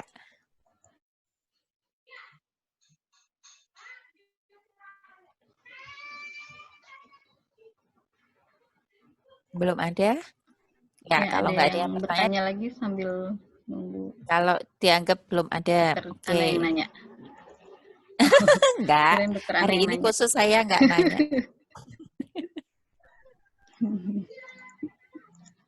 Boleh dilanjut? Ya. Tadi penjelasannya sampai mana? Sampai lupa deh. Kalau ini gambaran CT scan-nya. Ya, ini enak sekali. Mungkin boleh Pak Tiar mencoba mengulangi dengan CT scan ya, Dok? Apa udah Ya, cukup? boleh. Pak Tiar, enggak, udah cukup sih, nggak apa-apa. Udah cukup. Nanti Cukup, biar cukup. dibuktikan Cukup, dengan pembetulan cukup. revisinya. Oke, Ya, terus lanjut yang close yang Kembali kedua ke tadi apa? Ya, kembali ke Pak Tiar ya, Dok. Ya. Saya stop. Dok, izin melanjutkan, Dok. Untuk area kritis Yo. yang kedua, L, lamina papiracea. Pada pasien ini, kita dapati lamina papiracea yang di bagian hasilnya lamina papiracea intak, namun terdapat dehiscence pada bagian inferior yang sebelah sini, yang bagian sebelah kanan. Dengan sebelah kiri lamina papiracea intak.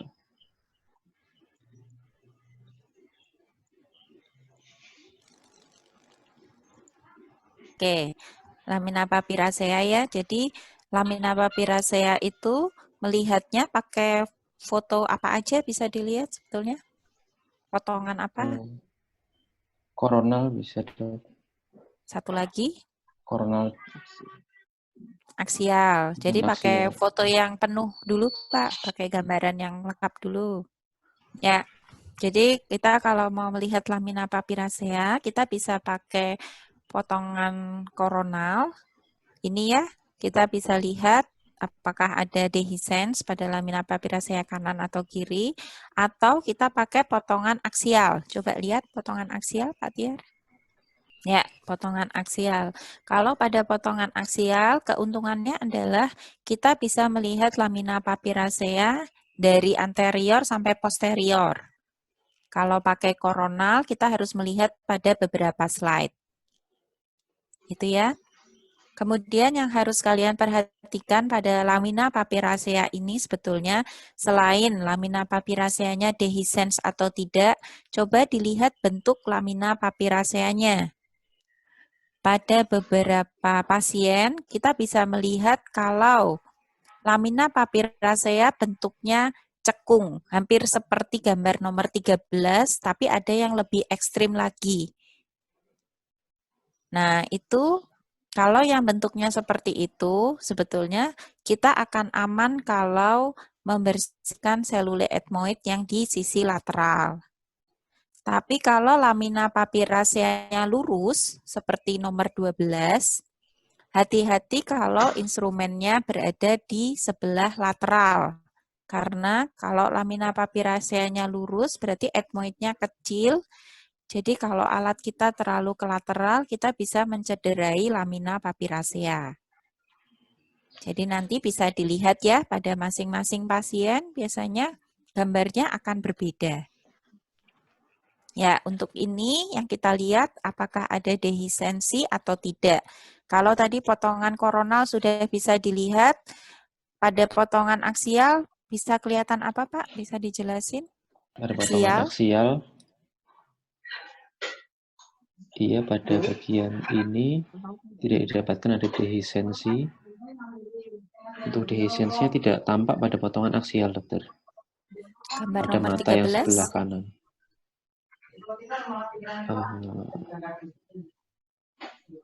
Iya dok, nampak dok, pada nomor 13 itu. Tolong di zoom in.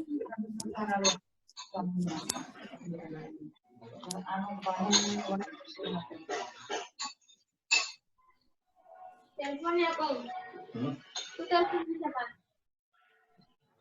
Itu teleponnya Kong.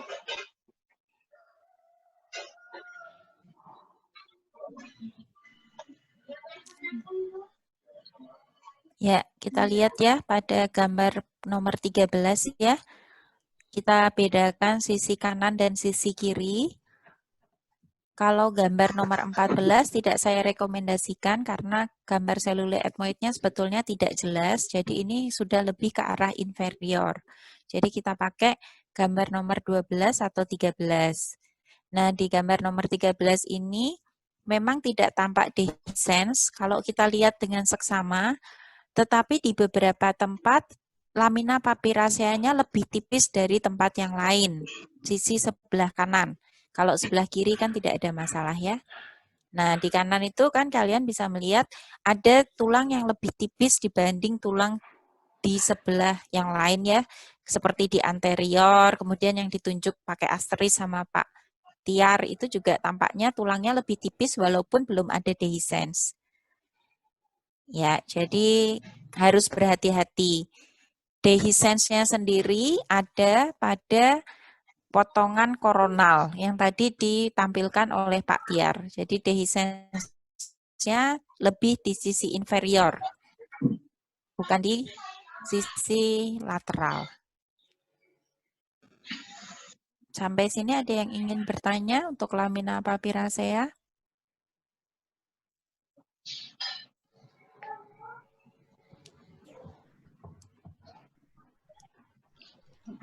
Izin tambahan, Dok. Ya, silakan.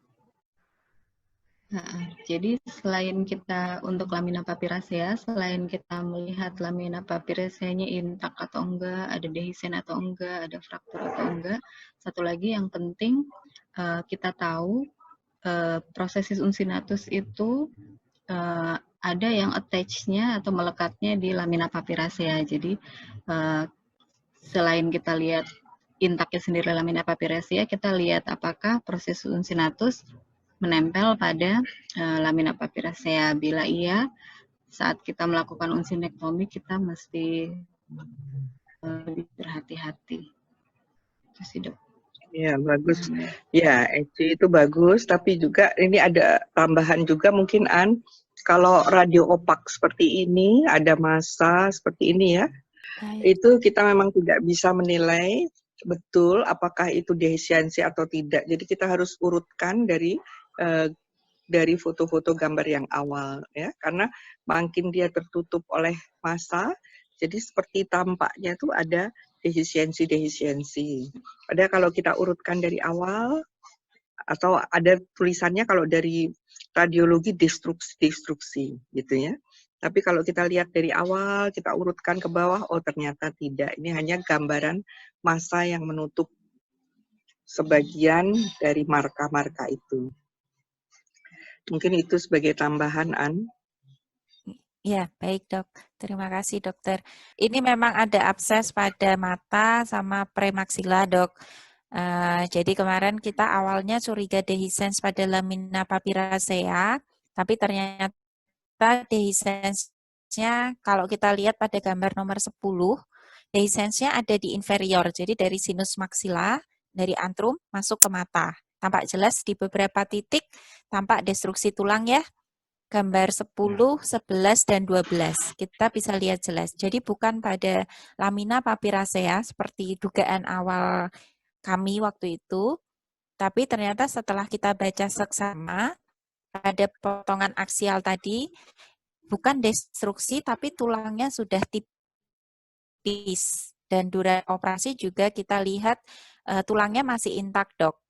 Jadi kadang-kadang kita harus lebih berhati-hati membaca CT scan, kita betul-betul harus melihat apakah itu hanya berupa penipisan tulang, mulai terjadi destruksi dari demyelinasis, proses perubahan dari tulang karena ada proses inflamasi ataupun karena tumor, atau memang betul-betul dehiscence. Gambaran dehiscence ini tampak jelas. Nomor 12 itu kelihatan ya, lubang di situ. Nah, itu dehiscence. Kemarin memang durante op, kita pakai teleskop bersudut, tampak sekali fistulanya memang di situ, dok. Sesuai gambar yang nomor 12 itu, dok. Oh ya. Ya, Iya, jadi mungkin saya salah ya. Dengan pasien saya kemarin juga anak-anak ini destruksi ya, dok, destruksi bukan, saya bilang gitu, kita coba lihat dari awal ya, tetap saja kita harus melihat dari awal, tapi kalau ini dari awal, dari tadi nomor 9-10 kayaknya memang ada dehiscensi di situ, betul. Iya, dari di bawah ya dok, dari awal memang gambaran dari depannya tadi, untuk aksial kan tadi kita lihat baik ya. Ada dehiscensi. Iya, tapi untuk betul. inferiornya memang dari dehiscence. Iya dok. Makanya saya kadang minta kalau untuk konfirmasi kita harus membaca CT scan secara keseluruhan. Jadi kadang-kadang kalau kalian membuat sudah memotong-motong CT scan-nya untuk laporan kasus ataupun untuk laporan jaga seperti itu, tetap persiapkan gambaran CT scan yang utuh seperti ini untuk konfirmasi. Ini waktu itu abses atau massa ya dok? Lupa saya. Abses ya jadinya ya? Abses, iya.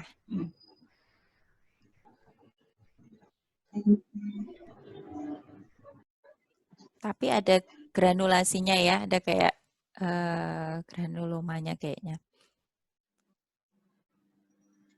Ya, boleh dilanjut dok? Bisa dilanjutkan? Silakan. Ya, silakan. Baik dok, izin melanjutkan untuk area kritis yang ketiga, O, yaitu onodisel. Bisa kita jumpai pada potongan koronal. Kita lihat ke daerah sphenoidnya. Pakai foto ini aja, langsung ke arah sphenoid. Sphenoid bisa lihat nomor 1920. Di sini tidak ada variasi, tidak ada selule di dalam sel etmoidnya lagi. Belum kelihatan gambar 1920. Nah, ini baru kelihatan. Ya, definisi sel onodi apa? Itu adanya selule di dalam superolateral dari sinus sphenoid. Kurang tepat. Pneumatisasi. Apa definisi onodi? Bu Rahma? Apa definisi sel onodi? Lagi jaga ya? Izin dokter. Sel onodi adalah sel etmoid yang paling posterosuperior yang berpneumatisasi ke atas, lateral, dan posterior dari bagian depan sphenoid. Oke, carinya lama sekali. Boleh yang lain di-mute dulu ya, biar nggak tabrakan.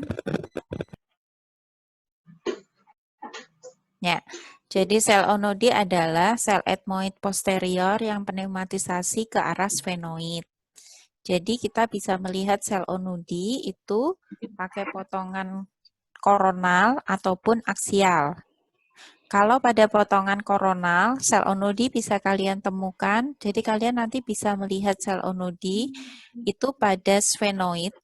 Kalau ada sel onodi, maka sphenoid itu akan tampak terdiri dari kompartemen superior dan inferior. Jadi seperti ada sekat horizontal di sphenoid. Bisa cuma satu sisi, bisa dua sisi. Kalau hanya satu sisi, pada gambaran sphenoid akan tampak sphenoidnya seperti terdiri dari 3 sel. Padahal sphenoid itu hanya terdiri dari 2 selule. Kalau sel onodinya ada di sisi kanan dan kiri, maka sphenoid itu seperti terdiri dari 4 sel. Jadi ada 4 kompartemen atau 4 selule. Nah, yang menjadi sel onodi itu biasanya selule yang di sisi superior. Kalau pada potongan koronal. Jadi nanti hati-hati kalau pada potongan koronal sinus sphenoidnya lebih dari 2, kalian harus melihat betul apakah itu betul sinus sphenoidnya terdiri dari ada sekat-sekat sehingga lebih dari 2 kompartemen, atau jangan-jangan kompartemen atau selule yang di superior dari sphenoid itu adalah sel onodi. Sampai di sini jelas atau bingung? Bingung. Bingung. Soalnya Jelas nggak ada sekali, itu contohnya. jelas sekali ya. Itu jelas sekali. Sebetulnya kita punya beberapa contoh tuh, An, Ya dok, di nanti. gambar-gambar anak-anak itu. Iya dok. Yang paling penting Sebetulnya juga bahwa di onodi cell itu biasanya ada bangunan-bangunan penting gitu, An. Itu yang iya harus dok, ditekankan. boleh. Jadi pakai Pak Tiar, ada PPT yang punya saya yang seperti Bu Rika tadi, PPT untuk PowerPoint? Ya, saya belum ada, Dok. Yang Belum itu, Dok. ada. Oh, kan sudah di-share ya. Saya belum Di ada. screen-nya di stop screen dulu. Bu Rika tolong di-share punya yang tadi yang PPT saya. Oke, ya itu ya, gambar itu jelas ya.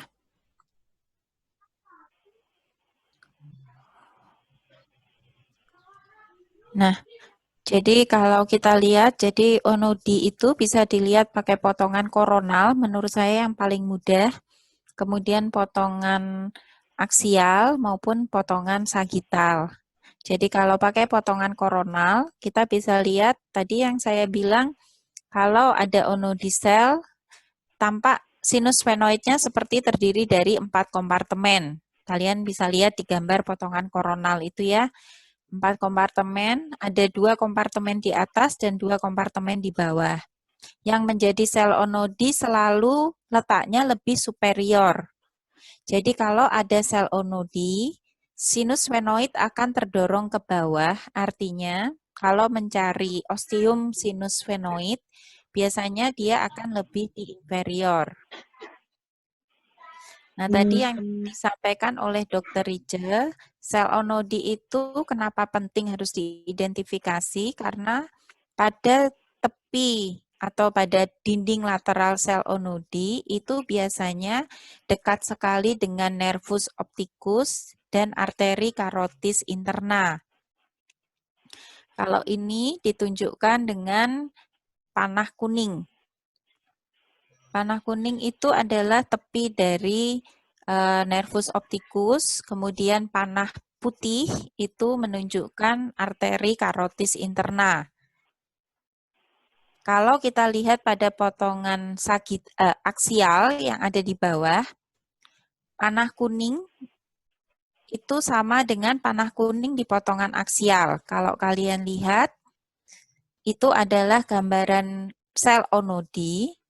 Nah, itu dia pas sekali di sebelah lateralnya itu berjalan kanalis opticus. Jadi semua bisa melihat ya, kalau ada sel onodi, kanalis opticus itu mepet atau pada dinding lateral dari sel onodi tersebut. Makanya kita perlu melakukan identifikasi. Kemudian yang di panah putih itu adalah arteri karotis interna. Jadi kalau ada sel onodi, biasanya sphenoid tidak dekat dengan tidak dekat dengan nervus opticus, tetapi tetap arteri karotis interna letaknya ada di sebelah lateral sphenoid. Jadi tetap harus berhati-hati kalau berjalan ke arah lateral. Mungkin itu saja, Dok. Iya, betul. Itu yang paling penting justru, An, karena kalau itu trauma, habis kita udahan. Ya, bukan hanya kita, tapi pasien juga ya. Iya, itu. Jadi itu yang penting, harus hati-hati sekali. Makasih, An. Baik, Dok. Dilanjutkan, Pak Tiar.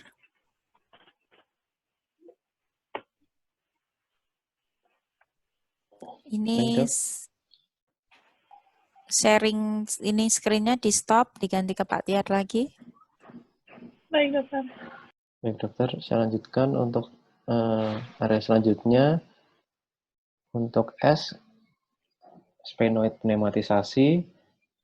Pada pasien ini, pneumatisasi pada sinus sphenoid kanan kiri baik, namun yang sebelah kanan tampak adanya massa atau jaringan isodens.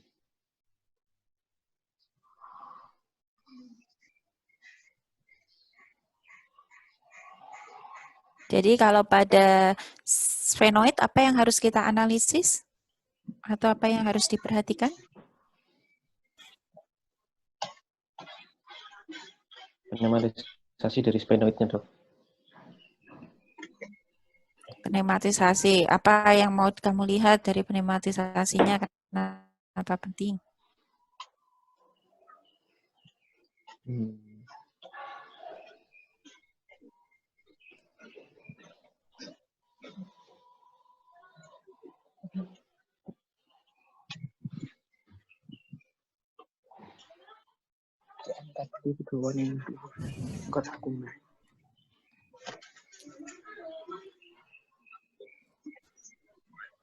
Kamu gimana tahu pneumatisasinya itu sama apa tidak sama, sempurna apa tidak, itu dari mana?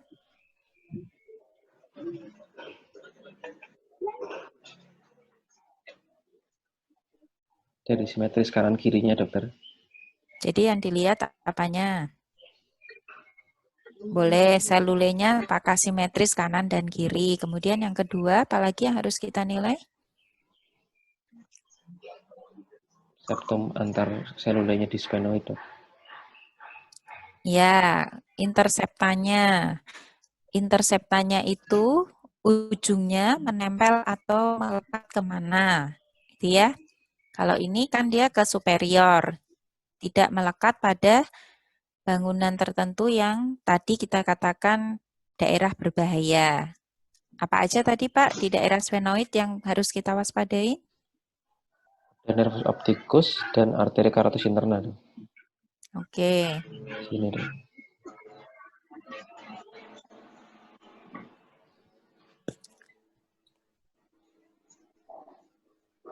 Terus ini kan tidak melekat ke lateral ya, jadi hati-hati kalau intersepta dari sphenoid itu melekatnya ke lateral.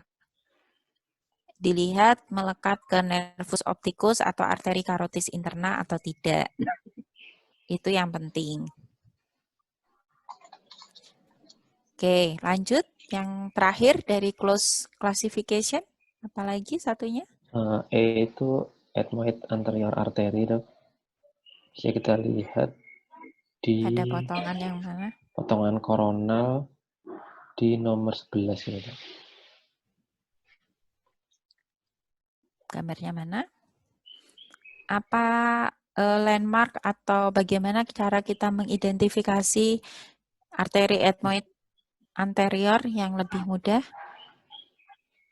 Di potongan koronal kita cari di dekat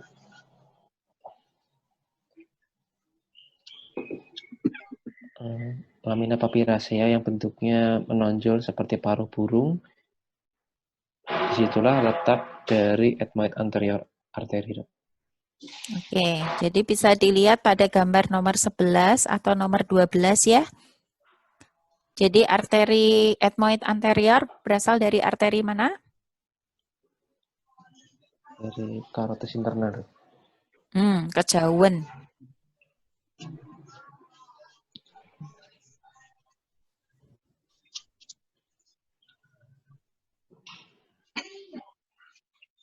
Dari arteri mana?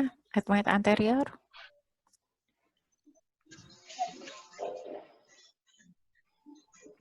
Ethmoid anterior dari arteri oftalmika, Dok. Arteri oftalmika, ya. Jadi arteri ethmoid anterior itu adalah percabangan dari arteri oftalmika. Itulah kenapa kita nyarinya dari sisi bagian mata. Tadi disebutkan gambarannya tampak seperti paruh burung. Coba ditunjuk, Pak, paruh burungnya yang mana? Yang ini, Dok. Oh, yang ini. Itu kanan kiri kelihatan semua kok. Oh iya, Jadi bisa. yang kanan yang ini, yang Kok nggak kiri yang kelihatan ini. ya? Ya, sekarang kelihatan ya. Itu ya paruh burungnya ya. Jadi arteri ethmoid anterior akan berjalan dari arteri oftalmika di dalam mata, kemudian dia menyeberang menuju ke arah septum. Kanan kiri kelihatan ya? Ya. Jadi kita harus identifikasi apakah dia berada di dalam kanalis, harusnya dia berada di dalam kanalis atau tulang, atau dia dehiscens. Kalau dehiscens harus hati-hati karena kalau tercederai bisa menyebabkan perdarahan intraorbita. Sampai sini ada yang belum jelas? Oh ya, boleh Dok, masukkan Dok, tambahan Dok dari Dokter Ica. Ya, itu kemarin ada pertanyaan juga di ujian. Kalau terjadi perdarahan atau terpotongnya arteri ethmoidalis, bagaimana? Saya bilang gitu. Nah, jawabannya coba sekarang dilemparkan ke residen-residen yang lain. Tak pengen dengarkan. Boleh, dokter mau nunjuk siapa, Siapa yang Dok? bisa jawab? Siapa yang Yang bisa lagi jawab ya? stase rinologi dulu aja. Siapa Boleh. yang stase rinologi?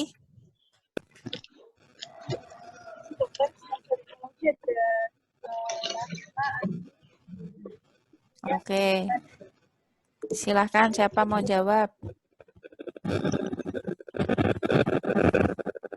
Jika apabila ada cedera pada arteri ethmoidalis anterior,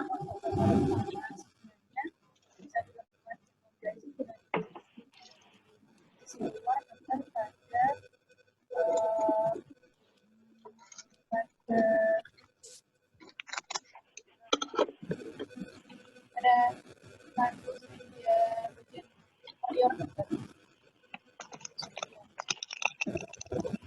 Suaranya Bu Yang akan Rahma nggak terjadi. jelas.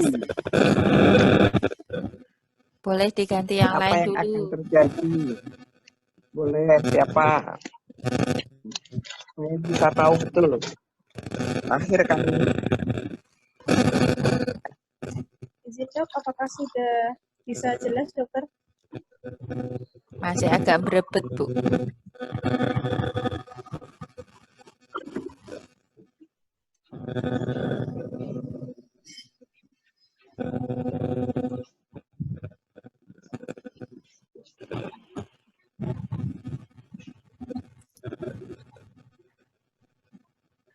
Yang stase rinologi lainnya, Bu Rahma boleh di-off-in dulu.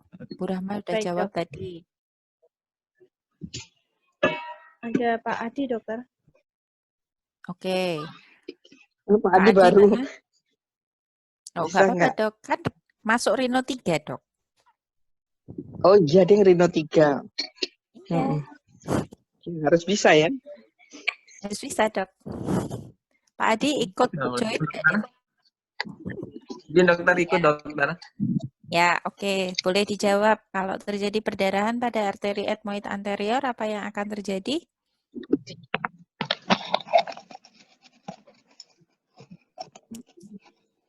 Dokter, dilakukan dekompresi dokter di... Bukan, terjadi apa dulu, Pak? Oh, terjadi. Oh. Akan bisa terjadi kebutaan dokter. Karena? Halo dokter. Karena Izin dokter, apa? akan terjadi kebutaan dokter. Kok ujuk-ujuk buta? Adi? Halo. Masa Adanya tiba-tiba buta? Penekanan dari apa? terjadinya karena adanya penekanan.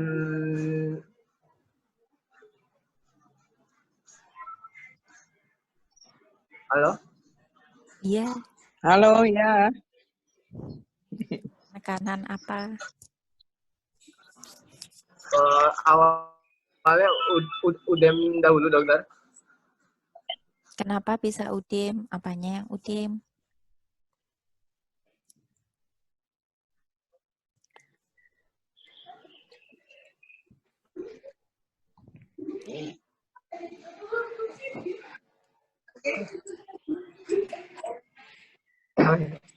Coba yang presiden yang udah lewat, coba.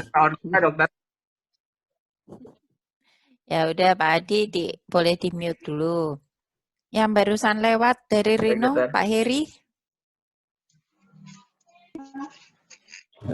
Izin dok, Pak Heri program dokter. Oh program, ada program apa? Program Dr. Dwi Antono dok, Onko. Oh ya, siapa yang kemarin barusan lewat? Bu Nurul.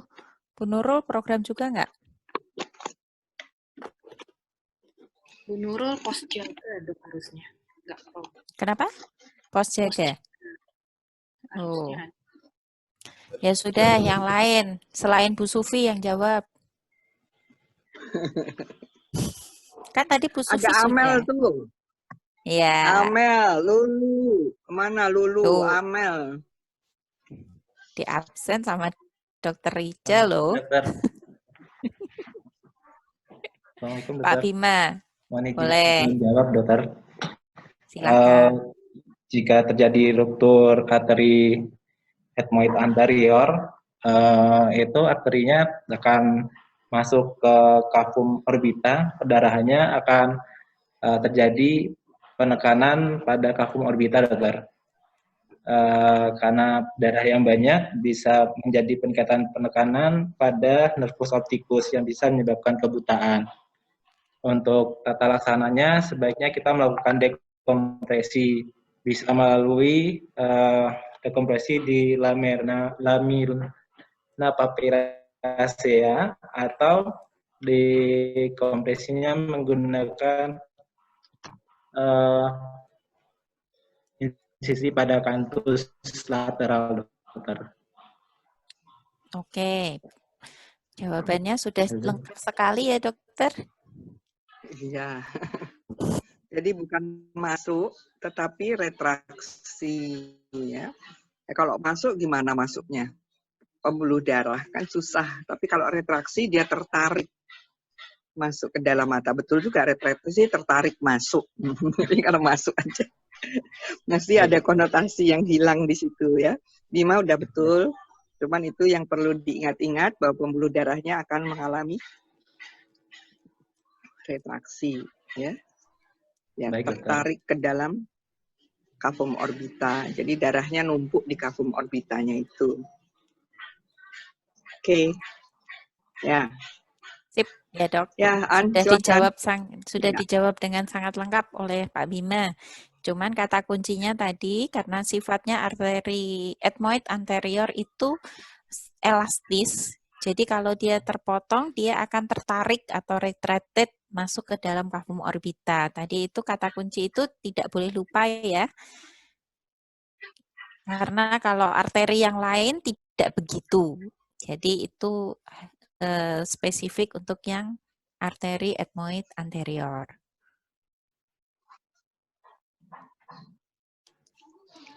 Kelihatannya sudah cukup lengkap, Dok, yang ditampilkan oleh Pak Ya. Tiar. Sudah semua. Ya. Nanti ada beberapa revisi dari saya. Nanti menunggu dari saya untuk nanti direvisi, kemudian di email ulang ya untuk Pak Tiar dan Bu Rika ya. Baik, Dokter. Oke. Baik, Dokter. Untuk residen yang lain, masih ada yang mau ditanyakan? Tidak? Sebelum ditutup sesinya? Jarang-jarang loh bisa membahas CT scan komplit dari depan, belakang, balik lagi ke depan.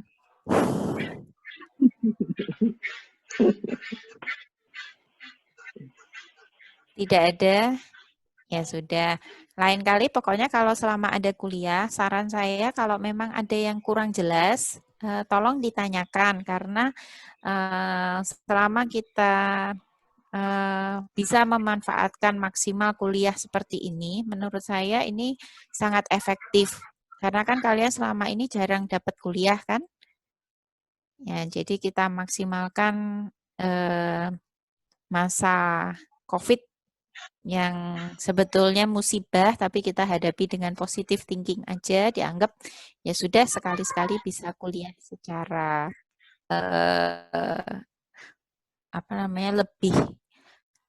lebih detail dan waktunya lebih banyak. Gitu ya, Dok?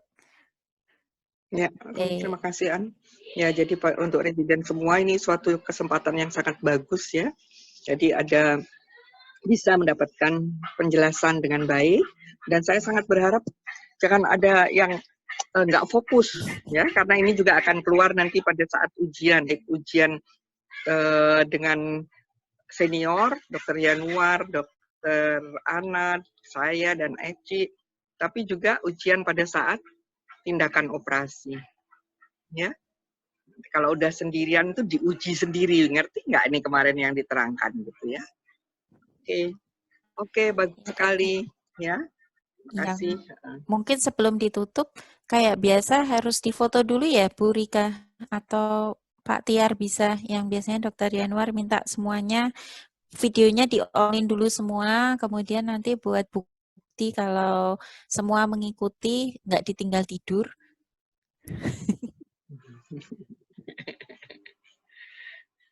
Terus di foto, apa namanya, Bu Rika ya? Bu Rika atau Pak Tiar? Silahkan, saya nggak terlalu paham.